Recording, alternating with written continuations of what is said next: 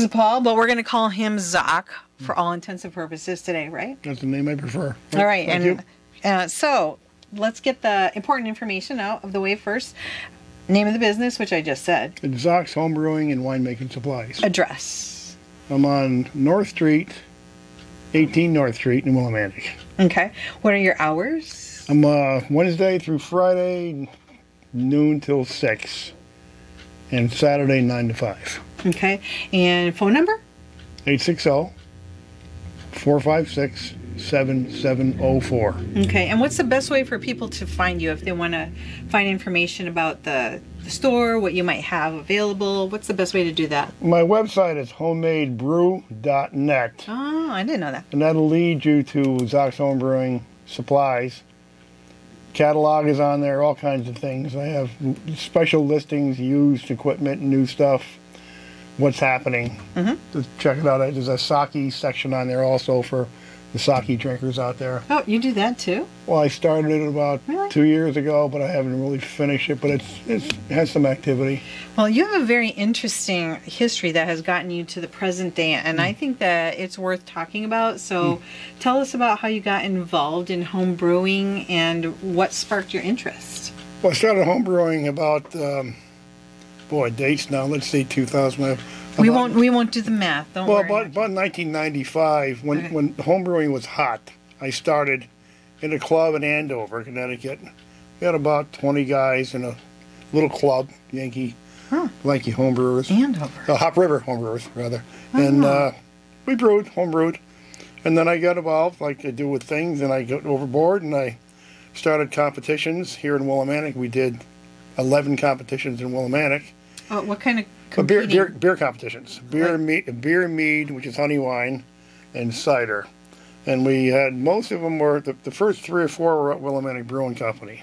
And then we started doing the, what's it by McDonald's way down the end there, VFW? VFW. We had it there for the last 6 years. And we draw up to 500 entries. And we did competitions. We had certified judges. Wow. I'm a certified judge myself, but I was a coordinator, so we had judges. And we go through and judge from 100, like the first year, up to 500 the last year, and judge beers. That's a lot of drinking, Zok. Well, you don't drink very much. Just a sip. You have small sips, maybe. A panel would do 12 different beers, maybe drink 12 ounces. Okay. And you do 2 panels in the morning and 2 in the afternoon, with water always, and maybe a palate cleanser like crackers or something. So that was what year that you started that in Andover? I started that here in Willimantic. Oh, it was in Willimantic. Willimantic. I live in Andover, but the shop was in Andover. I opened up 2 months after I retired from a VA job. Worked in a biomed shop, and started up in July of 2000. Okay, so July of 2000. And then before that, you said you were working for the VA. I worked for the VA for out of my 33 years. I did 4 active duty in the service. Thank you for serving. Thank you for serving. Thanks. It wasn't fun, but then I did, I think, 27, 28 years of chemistry lab or biomed. So you got your chemistry, and this is kind of like chemistry, isn't it? It's chemistry, yeah. Most homebrew guys with a science background do very well. It's a very, homebrewing is it's not anal, but you have to be scientific and calculate things and kind of predict what you're going to do before you start to do it. Wow, that's very interesting. So you brought some things for me to taste. I brought 3 beers. I brought out 3 traditional, 2 beers and 1 mead. But the one I'll open now is a Scotch ale. It's about 9%. It's called a wee heavy because it's a heavy, strong beer. It's traditionally made in Scotland, and it has a certain amount of peat flavor to it, just like the peat they put into whiskey. Peat? Peat, like peat moss. Is it moss? Well, it's peat. Is this kind of for vegetables then? No, this is the peat. The peat that is like dirt. They cook the grain. They smoke the grain with the peat. Oh, interesting. And you get a peat. Oh, that smells. Very little, but this is alcoholic. It's about 9%. Could I make this? I'm thinking lamb stew and add a little bit of this in Well, you there? could. You'd be wasting the beer. But all right. I would deglaze a pan with it, but I don't know if I'd cook with it. Deglaze, okay. I deglaze because I cook with sour beers. But to have with lamb, yes, because it's strong and big and sweet. Guys, I don't even really drink with this. Yeah, it's made. This is awesome. One of the beers I teach traditional styles. What I like to make the best. IPAs and all this new stuff is nice, but there's hundreds of other, 100 other styles of beer that you don't see these days. This was one that was very popular. That's awesome. I maybe love that. 10 years ago. So what's in there? What am I drinking? Well, it's just barley, but the reason it's sweet is the technique leaves residual sugars in it. Okay. And the peat gives it a little bit of smokiness, and the other grains give it a raisiny flavor, a caramel flavor. I think it smells like bananas to me, but it's just... Maybe a touch. The something. yeast will do some of that. Really? Oh, okay. Raisins. I mean, this is like very interesting. It's more of a sipping beer. So for the person out there in radio land and YouTube land, how can they make this kind of thing? What products do you have available that will help me make this at home? Well, there's a lot of ways of making it. The beginners normally use extracts that come out of a can. It's a starting point. And after you maybe make a couple dozen batches, maybe you'll go to all grain. Starting up with extract is a little more expensive. It takes an hour to make, where this beer takes 5 or 6 hours to make. It's worth it. Fermentation is It's 2 months, and bottling and all that. So totally, time is probably 2.5 months total time with bottling. But I teach the style. If somebody comes to my shop, I have the kits, not Scottish ale kits. I have any other ones. This is one they don't have kits made for Scotch ales, but I teach the style and how to make it. So, like, is that a formal class that someone signs up for? Like, you just anybody that walks in. Okay, so I walk in, I buy a kit, and I say, "So Zach, how do I do this?" And you just tell me. Yeah, right. There's directions, but yeah. Doesn't get easier than this. Well, beer making and wine making is the same. If you're a newbie, a new customer, I spend time with you. That's really. And if you've done sweet. it a bit, you don't have to because you know the basics. But I teach people about sanitation, fermentation, proper technique. Oh. It's a hobby. We can all buy beer or wine at the store, but making it at home is like making your own spaghetti sauce or making your own cake. Yeah. So well, I hate to give this up, craft. but I mean, we should try the second thing, whatever it is. Do I have to drain my cup Yes, in you order do. to? Yeah, you can't nowhere to pour it. I only So, brought 3 glasses. That's okay. I'm gonna drink it, but don't give me so much this next time. All right. I mean, not that I don't like it. It's just I gotta make room, right? Well, the next one is going to be a mead, because the last beer is going to be a very sour traditional Belgian. I'll talk about that after. But this one here is a mead, which is a very old fermented beverage. The oldest, 4000 BC. Oh my goodness. The oldest beverage. It's honey, water, and yeast, and a couple things in time. It takes a year for it to ferment. Okay, so there are like so many kinds of honey, right? So you really. Well, this here is orange blossom honey. Okay, so that one's orange So blossom. all my honey is local except this one. My local supplier buys this from Florida. Okay. So it's got a little bit of an orange flavor. Okay, that's good. And it's about 8%. Let me pour some from that. Water in between. Thank you. Oh, okay. So how long did it take to make this one? Well, this is a 1-year process. 1 year. Yep, it's 1 year. Fermentation is cheers. Yeah, And cheers. cheers to you. And cheers to Matt over there. Hi. Oh, we got the wrong one. No, we didn't get the mead. We got the sour. Okay, the mead's going to be after. We'll talk about this. I don't know if I can drain this cup. That's right.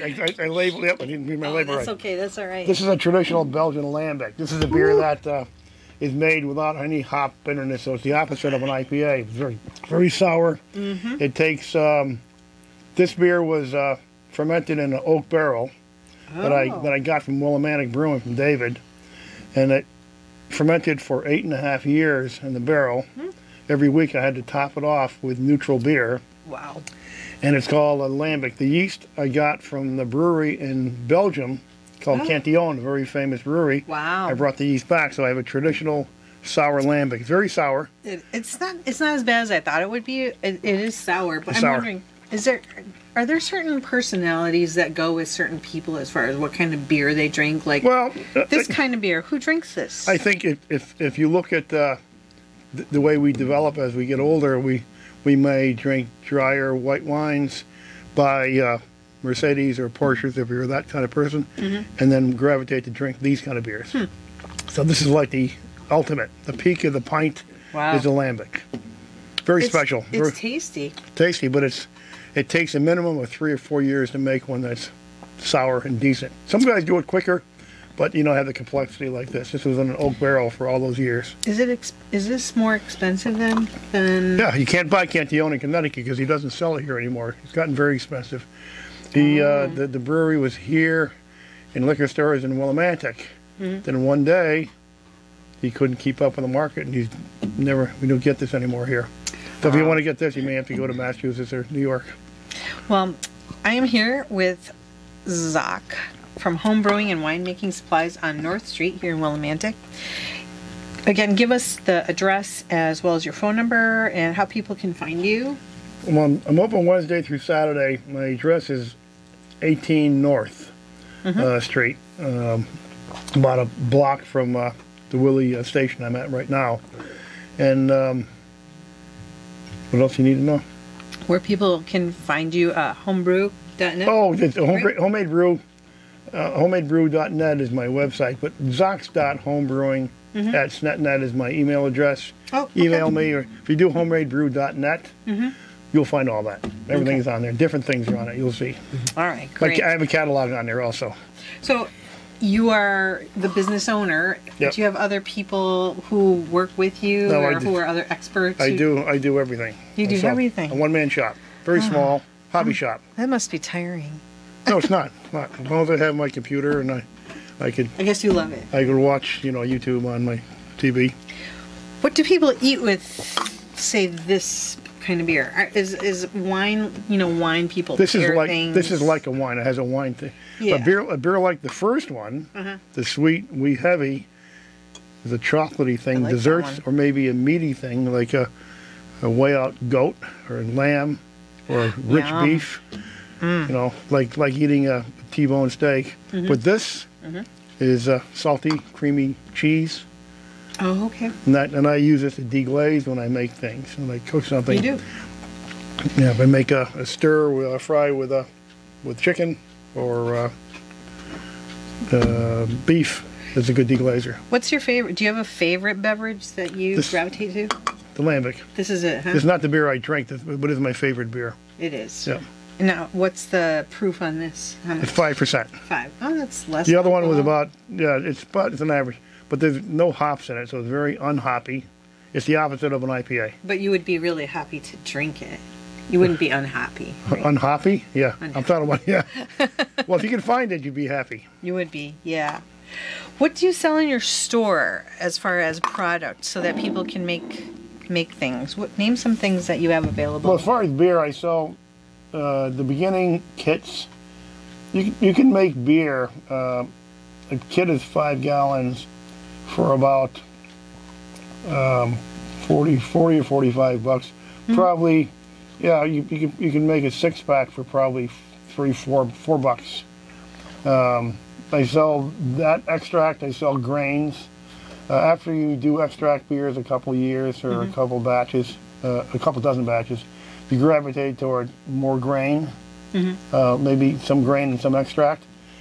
It costs less and less as you get more advanced because grain is cheaper than the extract. The extract has to be made by the factories, and you pay a lot for that. It's like buying some pre-made food in the market. It's cheaper to make it home. Yeah. But that's the way it is. But it's easier to learn that way. So I teach how to make the beer or the wine, and why you're doing things in sanitation, which is important, and how you treat the wine when you bottle it. Wine is like beer in that I don't sell the grapes, I sell the grape extracts, the kits. So you can make a good bottle of cheap summertime fruit wine for $2 a bottle. Really? Like 9%. Oh, wow. An average wine is about $3 a bottle, and a basic wine kit is 30 bottles or 6 gallons. And it costs you about $3, I think $3 or $4 a bottle. High end, would be maybe $5.50 a bottle. For buying wine, it would cost you $30. So I'm curious about, is there ever such a thing as a fail? You know, I got my kit, I followed the directions. Sure. Can you rescue a fail? You normally can't fix it. If you have a fail with beer because it's infected because you didn't do sanitation throughout the whole process, you can't fix it. You can't, all right. No. You can give it to a friend with a still. He can distill it and recapture the alcohol, but you've lost the beer.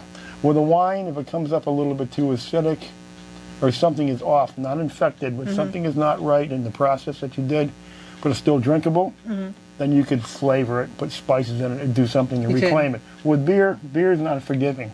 The beer goes bad, you've lost the beer. So I teach that. That's the biggest thing I teach is sanitation and technique. All right, we gotta try that third one. This is the mead. This is only about 9%. 9. All right. It doesn't have any gas in it. It's still, so no carbonation. Okay. It's only honey and water. Honey, water. Honey, water, and it has a little bit of some chemicals, some acid blend that give it a little bit of an acid tang, and some yeast nutrient. And it takes 1 year to ferment, opposed to beer or wine, which takes a month to ferment. This is a year process. 1 whole year. Wow. Now this is Orange Blossom. This is one of my big winners in competition. Done well. That is really sweet. Yep. And you can taste the orange. Yeah, taste the orange. Is there vanilla in there? No, it's just orange. It's pure, just Orange Blossom. That's all it is. Wow. Yep. You really should bottle this and sell it. Well, I don't have a license to sell it. Get a license. But then it's not too late. You know? Well, then I have to work. And then you have to work. It's hard work, right. State liquor license. It is. Wow. What do you think? Do you like this one? Yeah. That was good. Yeah. Which one do you like best, Matt? The last one. Do you like the last one best? So it's mead, so it's pure honey and water. I mean, I like this, but actually, I like the first one. The first one was good too. Yeah. Oh yeah. I mean, and the second one wasn't awful, but I felt like it was almost like chewing on a sock, a dirty sock. Oh yeah. Because it has that sour. Well, the sour, that's an acquired flavor. It is. Once you acquire it, then you'd understand. It's like the first guy who ate asparagus or a lobster. You know, somebody had to do it. Yeah. But in Belgium, when you have a sour like this, it's special. Yeah. Well, what do you love about your work? What do you love best about it? It's no doubt it's the people I meet. Yeah. I've been there 23 years, and I've had friends of mine who brewed, home brewed, and stopped because they had a baby, and they had to do other things for a couple of years. They come back, and their little babies are now 4, helping them bottle. And it's a family. And now business. we have one fellow. His kids are in college, and one just graduated. And I remember when she was born, and I'd like to see that. Yeah. It's very. I guess beverages bring people together. Well, it's a hobby shop with all the things that we do. Yeah, it's very social. Not to be poetic, but it's one of the good things we do. We there's no pressure, no outside. You do the best you can, and it's expressive. Wow, I do like this. So, what would you eat with something like this? Or this would be dessert only. So this is the end of the meal kind of thing? Yeah, for sure. And I wouldn't serve it in a plastic cup. I'd serve it in a good glass. But yeah. Does that make a difference, really, like what you serve something in? Well, if I drank a Coke out of a coffee cup, I wouldn't like that. Or coffee out of a Coke glass. Well, you know, desperate times call for desperate measures. Yeah, but no? glasses are cheap. Yeah. These are plastic. These cost more than the ones that you wash at home. You just wash it and you can use it forever. It's true. Forever. But if I serve this, I serve it into with a wine flute because it has a little bit of gas in it. Oh, it does. You see, it's just a touch. You see a little tiny bit of fuzz on it? Yeah, I do see that. Just a little bit. So the aroma would come out of a wine flute. I'd have it with dessert, chocolate raspberry, things like that. This was 9? It's about 9%, yeah. Are there any things that you have available that are higher content of alcohol? Oh, sure. Beverage. So what else? Well, it's wine. Wine's average 12 to 14%. Okay. And I do sell sake kits sometime, but not much. Sake's pretty high, isn't it? Sake's 14%, usually 14, 15, but not much of that. Mostly it's the wines that are higher alcohol. Beers usually run 5 to 8%. Who drinks sake? I mean, do people really? Well, people drink maybe not here in this part of This area. Connecticut. But in the cities, you know, in New York and some of the cities, you'll see sake bars. Sake is like a beer. It's made with rice. So it's just like, instead of using barley for beer, rice. So it's kind of a more of a form of beer than it is wine. So once I buy a kit and I bring it home and I follow the directions and do stuff, is that the time that it takes for it to get to its, I don't know, what do you call it, maturity? Well, with beer is a 1 or 2 hour brew day. That's all. And you bottle it 4 or 5 weeks after. Wine is about the same. Wine's about a 4-week time. Wine, you have 30 bottles. Beer, you have 2 cases plus a 6-pack. And they can be drank right away. Really? The red wines should sit for 6 or 8 months at least. Okay. They clean up a little bit. And do they have to be somewhere dark or on their side, or I don't know? They don't have to be on the side, but the corks I have, you can put them either way. But they have to be in a dark place is good, not a warm place. But beer has to be cold. It does. And do you sell the bottles that? I sell everything. Everything from start to finish. Everything. So what equipment would one need to, like, after I buy my kit and I say, oh, I'm hooked, I want to do this for a long time, what do I need to buy? Well, when you start, you buy a beer kit or a wine kit. They're the same kit. Okay. They cost the same. I just put a capper in the beer kit and I put a corker in the wine kit. Oh, interesting. And that's the same kit, and they cost around $100 for a brand new kit. Bottles cost anywhere from $20 a case, depending on what bottles you got. So it'll cost you $3 a bottle, a $7.50 bottle of wine. And beer is probably $4 a 6-pack, maybe $3 to $4, depending which kit you get. And do you name your beverage? No, I don't. You don't? No, Because some people like to do that. A few of my beers have my name Zok on it. Like my Maybach is a Mayzok, or Doppelbock is a Doppelzock, but I just keep it as traditional. I like traditional brewing. So today we had traditional lambic, traditional mead, and a traditional wee heavy. And no names, just Wee beer. heavy? Wee heavy is a Scotch ale that they drink in Scotland. That's the first one we had, and it has an alcohol by about 3 or 4%. But as they kept adding more, they made it a little heavier and heavier. I see. And they brought up, and the higher the alcohol, the more taxes they paid. So to drink a beer like that cost you a lot for taxes on it. Oh, that's interesting. In Scotland, I don't know if it's still like that. It probably is. But that's a heavy. It's a thick beer, sweeter. Yeah. Made not to drink quickly, but sip. It's a sipping beer. Yeah, you can't. It's hard to drink a sweet drink in volume. Okay. But there's many styles. Many countries have different things. They do. So we have Scotland. Are there other international kind of flavors that people can make? English bitters. Common. IPAs, like in America. Okay. IPAs are very common, but there's a bunch of styles. There's probably 100 styles of beer and sub-styles. I think you're quite the expert here. Well, you know, people like to make dark beers. They make stouts and porters for wintertime, and they want light lagers. I was going to bring a lager tonight, but these are more fun. You know, things like Bohemian lagers and Helles and easy drinking Budweiser type American lagers. Some people make those. But there's many different beers. But these days, people are drinking basically strong beers and IPA beers with a lot of hops. And they're forgetting about the Belgians and the Scottishes and the Englishes and the Irishes. You know, you don't see that often. Don't forget them. Don't forget all these other people groups and all the great things that you can have to drink. Yeah, for sure. So, Zok, thank you for being with us today. We are going to call this a wrap here. Ravings and Cravings signing off on WILI. Cheers. Cheers. Thank you.